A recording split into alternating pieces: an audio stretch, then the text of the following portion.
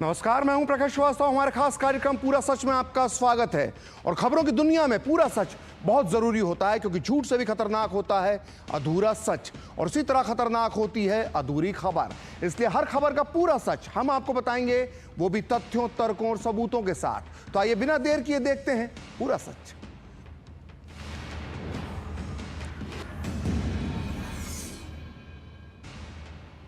तो दुनिया के सबसे ताकतवर इंसान यानी अमेरिका के राष्ट्रपति डोनाल्ड ट्रंप ने किया है एक ऐसा खुलासा जिसने भारत की राजनीति में, सियासत में भूचाल ला दिया है।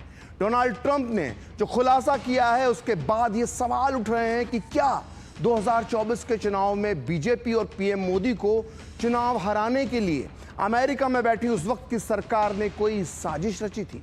क्या विदेश में बैठे कुछ बेहद ताकतवर लोग पीएम मोदी को सत्ता से दूर रखने के लिए भारत में पानी की तरह डॉलर्स को बहा रहे थे? क्या यह सब कांग्रेस और विपक्ष को जितवाने के लिए किया जा रहा था? राष्ट्रपति ट्रंप ने आज एक ऐसा बम फोड़ा है जिसने कांग्रेस की नींद उड़ा दी है। ट्रंप ने जो खुलासा किया है उसके बाद राहुल गांधी और कांग्रेस कटघरे में खड़ी हो गई है। कम से कम बीजेपी ने तो यही किया है। आज पूरा सच में हम आपको बताएंगे कि आखिर ट्रंप के दावों में कितनी सच्चाई है। आज हम आपको बताएंगे कि कैसे 2024 के चुनाव में ही हो रहा था एक बहुत बड़ा गेम, जिसके बारे में तब पीएम मोदी ने भी आगाह किया था। और आपको बताएंगे राहुल गांधी का वो बयान जो इस पूरी साजिश को एक नया एंगल देता है। साथ ही हम आपको बताएंगे कि कैसे सोशल मीडिया प्लेटफॉर्म्स की मदद से रची गई थी पीएम मोदी को चुनाव हराने की साजिश। तो देखते हैं पूरा सच पूरे विस्तार के साथ। तो क्या 2024 के चुनाव में अमेरिका की तत्कालीन बाइडेन सरकार भारत में पीएम मोदी और बीजेपी को चुनाव हरवाना चाहती थी? क्या 2024 में अमेरिका ने भारत में सरकार बदलने की साजिश रची थी? ये दावे और अटकलें बहुत दिनों से लगाई जा रही थी, क्योंकि बेहद संदिग्ध मानी जाने वाली अमेरिकी संस्था USAID के बारे में खुलासा हुआ था कि उसने भारत के चुनावों में मतदान प्रतिशत बढ़ाने के लिए $21 मिलियन खपाए थे। अब विवाद में एक बहुत बड़ा मोड़ आ गया है। अमेरिका के राष्ट्रपति ट्रंप ने एक बहुत बड़ा खुलासा किया है। ट्रंप ने भारतीय चुनाव में अमेरिकी फंडिंग को लेकर पूर्व की बाइडेन सरकार पर कई गंभीर सवाल उठाए हैं। ट्रंप ने एक बेहद चौंकाने वाले बयान में कहा है कि शायद बाइडेन सरकार भारत में किसी और की सरकार बनवाना चाहती थी। ट्रंप ने मियामी में कार्यक्रम के दौरान ये गंभीर आरोप लगाया है। इससे पहले भी ट्रंप ने भारत को चुनावी फंडिंग देने की जो पूर्व सरकार थी उनसे पहले की उसके फैसले पर सवाल उठाए थे, लेकिन इस बार सीधे सीधे शब्दों में डोनाल्ड ट्रंप ने कह दिया है कि बाइडेन सरकार भारत में सरकार बदलना चाहती थी। आइए सुनते हैं ट्रंप का ये धमाकेदार बयान और फिर उसके बाद करेंगे USAID से जुड़े कई बड़े खुलासे। And $21 million for voter turnout in India. What do we need to spend $21 million for voter turnout in India? Wow, $21 million. I guess they were trying to get somebody else elected. Well, we ought to tell the Indian government, because when we hear that Russia spent about $2 in our country, it was a big deal, right? They took some internet ads for $2,000. This is a total breakthrough. $21 million for India elections. तो अमेरिकी राष्ट्रपति Donald Trump के इस बयान के बाद BJP ने कांग्रेस और राहुल गांधी के खिलाफ मोर्चा खोल दिया है। बीजेपी का आरोप है कि राहुल ने विदेशों में जाकर भारत के लोकतंत्र को न सिर्फ कमजोर करने का काम किया है, बल्कि दूसरे लोकतांत्रिक देशों से भारतीय चुनाव में दखल देने की अपील भी की है। आप भी सुनिए बीजेपी नेताओं ने क्या कहा। डोनाल्ड ट्रंप ने कहा ये $21 मिलियन किसके लिए जिताने के लिए खर्चा हो रहा था, और राहुल गांधी का कहना कि हम लोकतंत्र कमजोर हो रहा है, ये लड़ाई हमको लड़नी पड़ रही है। तो बड़े लोकतांत्रिक देश मदद क्यों नहीं करते? तो ये सीधा लिंकेज है कि जो बड़ी फंडिंग आ रही थी वो भारत के चुनाव को प्रभावित करने के लिए आ रही थी। जो बड़ी फंडिंग आ रही थी वो किसी न किसी इतने NGO जो हैं, जो कांग्रेस पार्टी से अलाइंड हैं, नरेंद्र मोदी के विरोधी हैं, वो लोग मिलकर चुनाव को प्रभावित करने के लिए काम हो रहा था। जनता उनको अगर वोट नहीं देती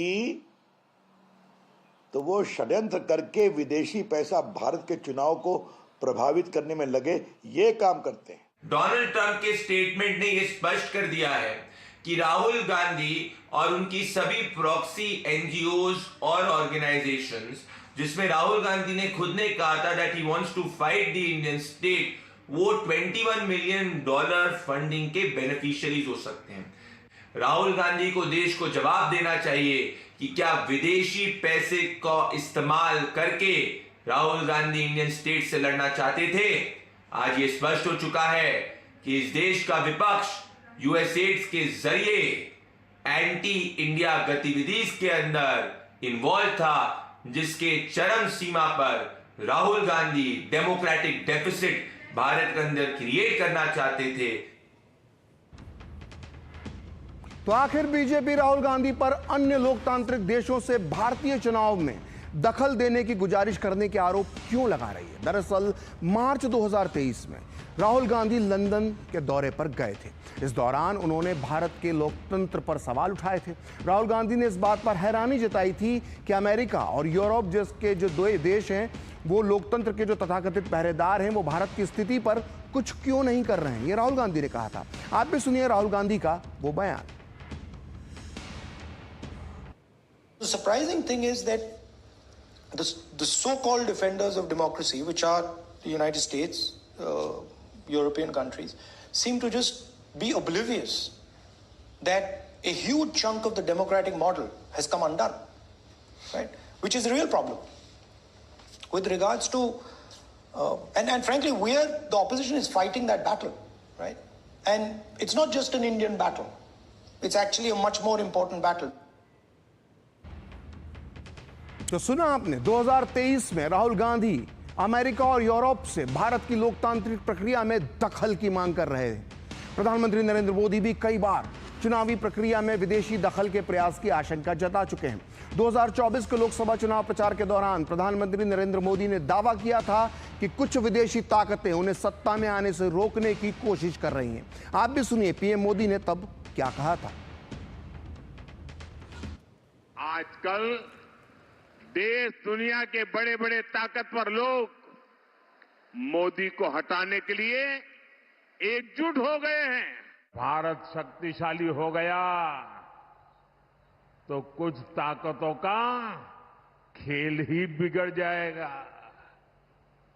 आज अगर भारत आत्मनिर्भर बन गया तो कुछ ताकतों की दुकान बंद हो जाएगी।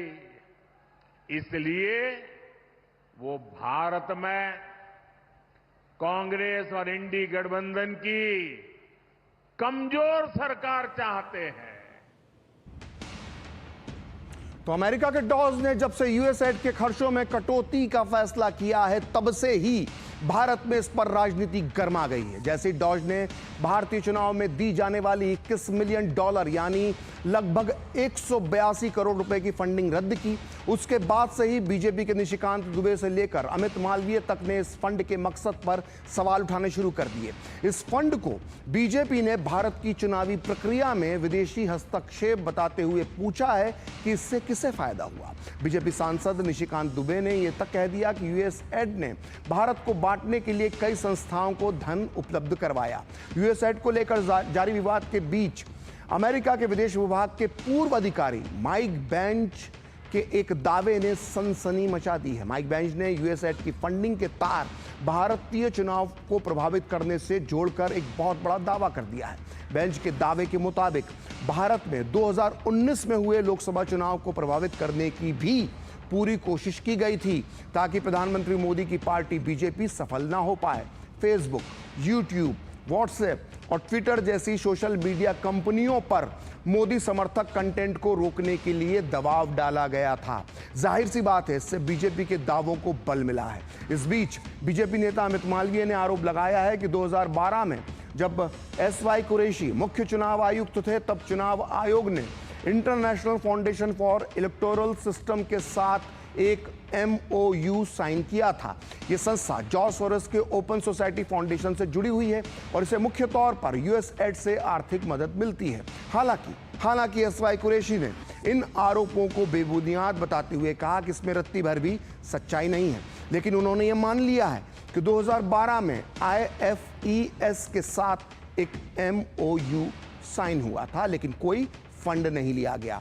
मगर मामला यही नहीं थमा। एसवाई कुरैशी के बयान के बाद पीएम मोदी के आर्थिक सलाहकार परिषद के सदस्य संजीव सान्याल ने भी USAID फंडिंग पर बयान दिया।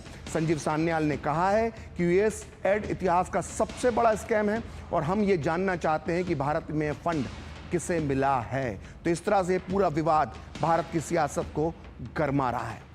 तो आइए अब आपको बताते हैं कि आखिर ये USAID है क्या और ये किस बला का नाम है। USAID अमेरिका की एक सरकारी एजेंसी है जिसकी स्थापना 1961 में अमेरिकी राष्ट्रपति जॉन एफ कैनेडी ने की थी। दुनिया को दिखाने के लिए USAID दुनिया भर में आर्थिक विकास, स्वास्थ्य सेवाओं, शिक्षा और आपदा राहत से जुड़े कार्यक्रमों में मदद प्रदान करती है। इसके अलावा ये लोकतंत्र, मानवाधिकार और शासन में सुधार के लिए भी दूसरे देशों को आर्थिक मदद देती है। और यहीं से शुरू होता है इसका असली खेल। लोकतंत्र, मानवाधिकार और शासन में सुधार के नाम पर USAID ने दुनिया में कई गुल खिलाए हैं। आइए अब आपको पूरा सच बताते हैं कि USAID पर दुनिया भर में किस तरह के गंभीर आरोप लगे हैं। तो USAID पर आरोप है कि वो आर्थिक मदद के नाम पर दूसरे देशों में अमेरिकी सरकार की राजनीतिक नीतियों को लागू करने के लिए एजेंडा चलाती है। लैटिन अमेरिका, अफ्रीका और एशिया के कुछ देशों ने यह आरोप लगाया है कि USAID स्थानीय सरकारों को अस्थिर करने और वहां के विरोधी गुटों को समर्थन देने में शामिल रहा है। उदाहरण के लिए क्यूबा में USAID पर सरकार विरोधी अभियानों को फंडिंग देने का आरोप लगा। क्यूबा की सरकार अमेरिका को पसंद नहीं आती है। 2014 में सामने आया कि USAID ने क्यूबा में जुनजुनाओ नाम का एक गुप्त सोशल मीडिया प्लेटफॉर्म बनाया था जिसका मकसद सरकार विरोधी गतिविधियों को बढ़ावा देना था। वेनेजुएला एक और लैटिन अमेरिकन कंट्री है। इसमें USAID को विपक्षी दलों को समर्थन देने का दोषी माना गया था। कुछ देशों का कहना है कि USAID मानवीय सहायता की आड़ में जासूसी तक करता है। कई बार USAID पर आरोप लगे हैं कि वो NGO के जरिए स्थानीय राजनीति, यानी जिस देश की राजनीति को प्रभावित करना होता है उसकी राजनीति और सामाजिक आंदोलनों को भी प्रभावित करता है। रूस, चीन और भारत जैसे देशों ने USAID से जुड़ी कुछ NGO की पड़ताल की और उनकी फंडिंग का जो सोर्स था उसकी भी जांच की। और कई जानकारों का मानना है कि USAID के कई प्रोजेक्ट्स असफल रहे, नाकाम रहे। इन पर खर्च किया गया धन सही तरीके से उपयोग में नहीं लिया गया। उदाहरण के लिए अफगानिस्तान में USAID द्वारा चलाई गई कई परियोजनाएं भ्रष्टाचार और कुप्रबंधन की वजह से सफल नहीं हो पाई। कुछ अफ्रीकी देशों ने कहा कि USAID की मदद से स्थानीय उद्योगों को नुकसान पहुंचा क्योंकि इससे बाजार में असंतुलन पैदा हुआ था। तो इतने सारे गंभीर आरोप USAID पर लगे हुए हैं और अब आरोप है कि उसने भारत के चुनावों को भी प्रभावित किया है। अब सारी दुनिया की तरह USAID पर भारत में भी गुल खिलाने का आरोप लग गया है और यह आरोप बेहद संगीन है। USAID पर भारत के चुनाव प्रभावित करने और सरकार बदलने की कोशिश का आरोप लग रहा है। इसके अलावा आरोप यह भी है कि कांग्रेस सरकार के दौरान चुनाव आयोग ने भी 2012 में बदनाम अमेरिकी बिजनेसमैन सोरोस से जुड़े NGO के साथ समझौता किया था। यानी सारे आरोप कांग्रेस को कटघरे में खड़ा कर रहे हैं। लेकिन आलम देखिए कि वही कांग्रेस लगातार भारत की चुनावी प्रक्रिया और चुनाव आयोग पर सवालिया निशान लगाती रहती है। कांग्रेस हर बार अपनी हार का ठीकरा चुनाव आयोग पर फोड़ देती है। अब एक नया ताजे मामले में राहुल गांधी ने देश के मुख्य चुनाव आयुक्त ज्ञानेश कुमार की नियुक्ति पर सवाल उठा दिया है, जबकि राहुल खुद उस पैनल में शामिल थे जिसने नए मुख्य चुनाव आयुक्त का चयन किया। राहुल ने इस पैनल में अपना डिसेंट नोट, असहमति पत्र जारी किया है। आगे पूरा सच में हम आपको तथ्यों, तर्कों और सबूतों के साथ पूरा सच बताएंगे कि क्या चीफ इलेक्शन कमिश्नर की नियुक्ति में नियमों की अनदेखी की गई है या सिर्फ राहुल गांधी का ये एक राजनीतिक शिगुफा है। लेकिन उसके पहले देखते हैं इस मामले पर बीजेपी और कांग्रेस का क्या कहना है। मैं समझता हूं कि बाय रिमूविंग और trying to keep the Chief Justice out of the appointment process as an independent entity. The government has made it clear they want only control but not credibility. And the most important thing for the EC is credibility. Congress party लगातार हर विषय पे आरोप लगाने में लगी हुई है, लेकिन इसको थोड़ा कानूनी रूप से देखें। माननीय सुप्रीम कोर्ट के सामने जब एक याचिका आई थी तो उस समय सुप्रीम कोर्ट ने कहा जब तक संसद कोई कानून पारित नहीं करता है तब तक माननीय प्रधानमंत्री जी, विपक्ष के नेता और चीफ जस्टिस साहब तय करेंगे कौन मुख्य चुनाव चीफ इलेक्शन कमिश्नर होंगे। अब कानून 2023 में आ गया है तो संसद ने कानून जो पारित किया है उसके आधार पे ये नियुक्ति हुई है। इस कानून के खिलाफ याचिका है माननीय सुप्रीम कोर्ट में, लेकिन उसमें कोई स्टे तो है नहीं, कोई बाधा तो है नहीं कि ये कानून जो है इस पर कोई आगे कार्रवाई नहीं हो सकती। मुझे लगता है कांग्रेस पार्टी अपने जमाने को तो भूल ही गई है, जब सरकार में बैठे तुरंत एक तय कर लेते। अब एक प्रक्रिया है जिसमें विपक्ष के नेता की भी भूमिका है, उसमें भाग ना करके सिर्फ विरोध करना वो उनका अधिकार है एक प्रकार से।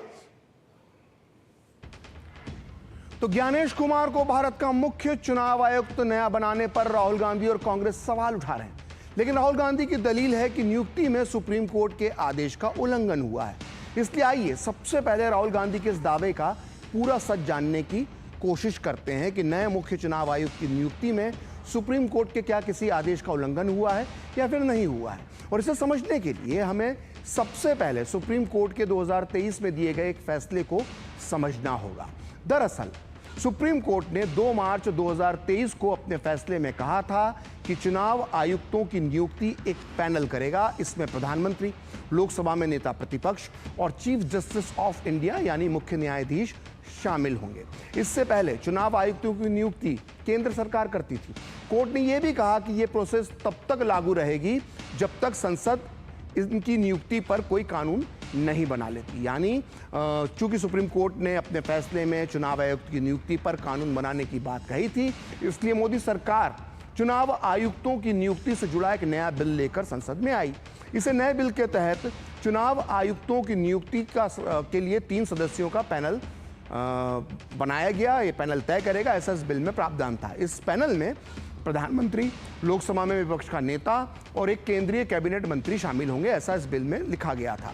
और नए बिल में सीजीआई को इस पैनल से बाहर रखा गया। 21 दिसंबर 2023 को शीतकालीन सत्र के दौरान यह बिल दोनों सदनों में पूरी प्रक्रिया के साथ पास हो गया।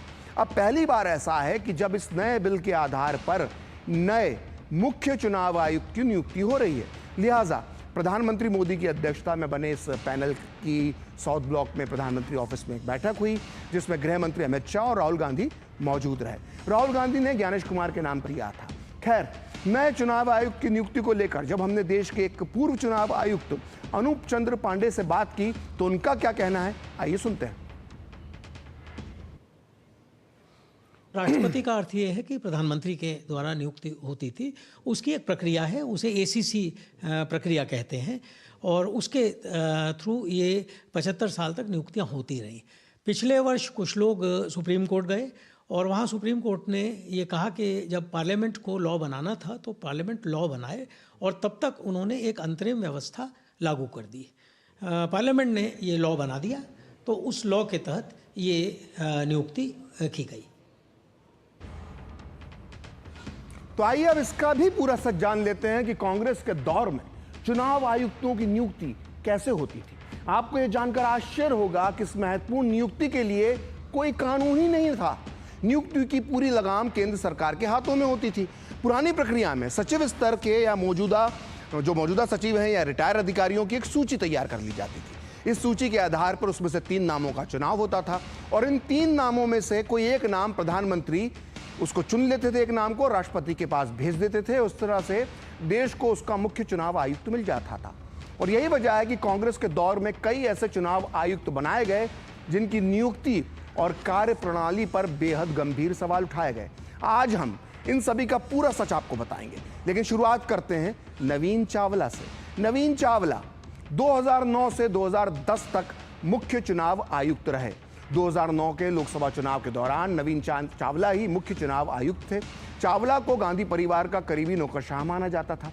1977 में इमरजेंसी के दौरान नवीन चावला पर निष्ठुर और निरकुंश तरीके से काम करने के आरोप लगे थे और इसकी पुष्टि इमरजेंसी में हुए अत्याचारों पर जांच के लिए बने शाह कमीशन ने भी की थी।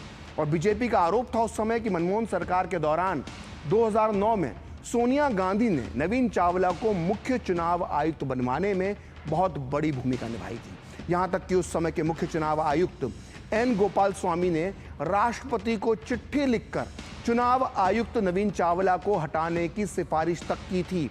यहां तक कि नवीन चावला पर यह भी आरोप था कि उन्होंने अपने एनजीओ के लिए कांग्रेसी सांसदों से फंड लिया था। वहीं चावला के ट्रस्ट को उस समय की कांग्रेस की जो राजस्थान की सरकार थी उसने जयपुर में जमीन भी आवंटित की थी। इसे लेकर भी विवाद हुआ था। आप भी सुनिए बीजेपी नेता हितेश जैन ने कांग्रेस शासनकाल के दौरान मुख्य चुनाव आयुक्त की नियुक्तियों को लेकर क्या कहा। आपने देखा होगा पिछले कई दशकों से जब कांग्रेस पावर में थी तो चीफ इलेक्शन की किस तरह अपॉइंटमेंट होती थी। और सरकार अपने आप ही अपॉइंटमेंट करते थे।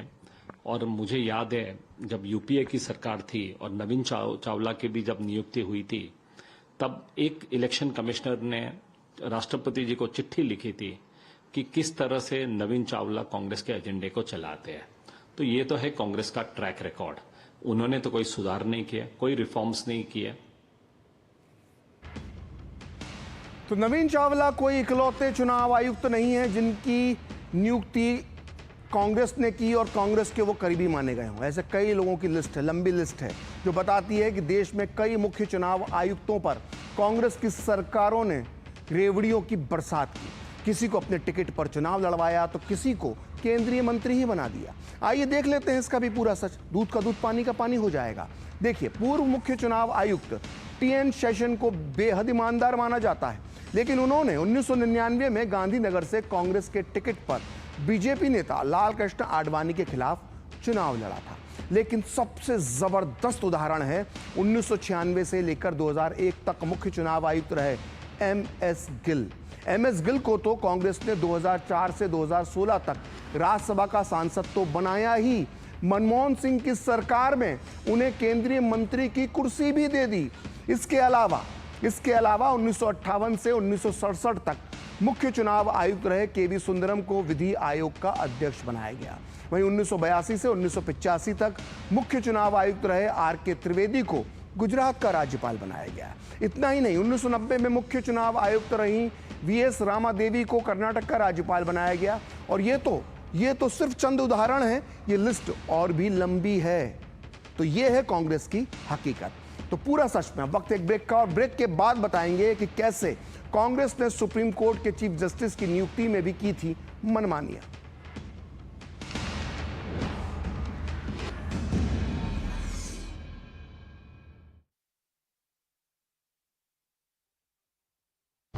आधे बाउल दही में 4 चम्मच MDH चटनी पुदीना मसाला डाला, स्टर करो, पुदीना चटनी तैयार। MDH चटनी पुदीना मसाला। ओ मेहता साहब, किन ख्यालों में खोए हुए हो? म्यूचुअल फंड के। इक्विटी फंड में SIP तो किया है, पर अभी मार्केट डाउन है। समझ नहीं आ रहा चालू रखूं या बंद कर दूं। म्यूचुअल फंड्स में रिस्क तो है, इसलिए इसमें उतने ही पैसे डालो जिसे लंबे समय तक रख सको। बात तो सही है आपकी। चलिए संभल के। म्यूचुअल फंड निवेश बाजार जोखिमों के अधीन है। योजना से जुड़े सभी दस्तावेजों को ध्यान से पढ़ें। अगर आप एक ऐसी धरती की तलाश में हैं जहां अनंत संभावनाएं और अपार अवसर एक साथ मिलते हों, जहां एशिया का सबसे लंबा high speed automotive testing track हो और दुनिया के प्रमुख वाहन निर्माता स्थित हों, जहां भारत की 27% ऑर्गेनिक फसलें 11 यूनिक एग्रो क्लाइमेटिक जोन्स में उगाई जाती हैं, जहां 300 से अधिक फार्मा कंपनियां दुनिया के 160 देशों में दवाइयों का निर्यात कर रही हों, जहां कॉटन, सिल्क और डिफेंस मैन्युफैक्चरिंग नई इंडस्ट्रीज के साथ विकसित हो रही हों, जहां 1 लाख एकड़ से अधिक का इंडस्ट्रियल लैंड बैंक और प्राकृतिक संसाधनों की भरपूर उपलब्धता हो। जब ये सारी संभावनाएं एक जगह मिलती हों, तो समझ जाइएगा कि आप भारत के हृदय मध्य प्रदेश में हैं। स्वागत है आपका 8वें ग्लोबल इन्वेस्टर्स समिट 2025 में, जहां मुख्यमंत्री डॉक्टर मोहन यादव प्रधानमंत्री श्री नरेंद्र मोदी के विकसित भारत के विजन को आगे बढ़ा रहे हैं। आप आइए, आपको लगे पॉलिसी से आउट ऑफ वे भी जाना हो तो सरकार तैयार है आपकी सारी मदद करने के। इन्वेस्ट मध्य प्रदेश, अनंत संभावनाओं का प्रदेश। 24 और 25 फरवरी 2025, भोपाल, मध्य प्रदेश। जब धरती चीर कर निकलता है लोहे का पत्थर और मिलता है मोंगिया के जोश से, फिर तपता है, पिघलता है और बनता है फौलाद। अब होता है सरिया सारी खूबियों के साथ। मोंगिया स्टील, मजबूत देश का मजबूत सरिया। क्या आप अक्सर अपने वाहन के लिए फ्यूल भरने से थक गए हैं? कुशलतापूर्वक ड्राइविंग ही एकमात्र रास्ता है। अपने आगे के ट्रैफिक का ध्यान रखकर ईंधन की लागत बचाएं ताकि आप गाड़ी को धीमी कर सकें। गाड़ी चलाने की गति प्रति घंटे 55 किलोमीटर से कम बनाए रखें। सही गियर और क्लच का इस्तेमाल करें।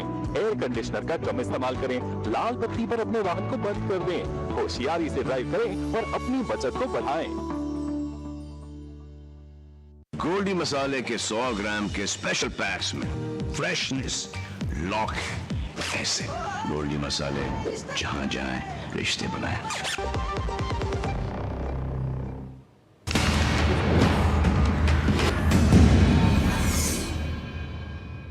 तो ब्रेक के बाद पूरा सच में आपका फिर से स्वागत है। और चुनाव आयुक्तों की नियुक्ति को लेकर कांग्रेस का रवैया आपने देखा, लेकिन कांग्रेस ने न्यायपालिका को भी नहीं छोड़ा। कांग्रेस तो सुप्रीम कोर्ट के चीफ जस्टिस की नियुक्ति में भी मनमानी करती थी। इमरजेंसी का दौर तो आपको याद ही होगा। इस दौरान इंदिरा गांधी की सरकार ने न्यायपालिका पर भी हमला बोला था।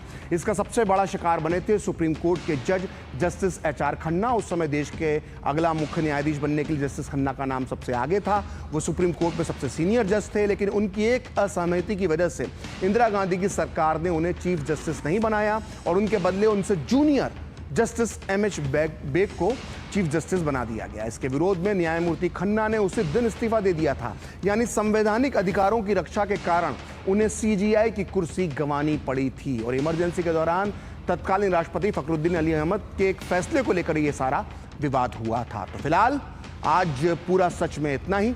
देखते रहिए DD न्यूज़।